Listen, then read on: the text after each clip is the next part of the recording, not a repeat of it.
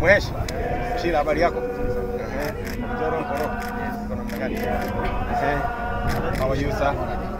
Baba pokea sifa. Baba pokea sifa. Pokea sifa. And we have the strength to pray for you. Not even praying alone. We will do it even in action. Mungu akubariki, and don't bite about what is happening. Tunakuhakikishia kwa Nyandarua County wako pamoja na wewe.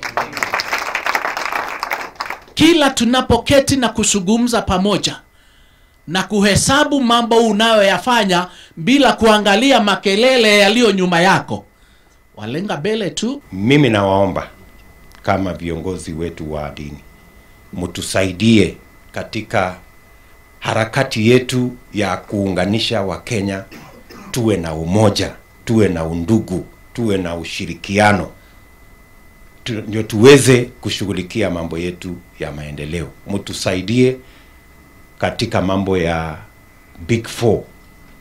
Mnasimamia mahospitali, mnasimamia mashule. Tunahitaji sisi wote tushirikiane ndio tuweze kushughulikia changamoto za taifa letu.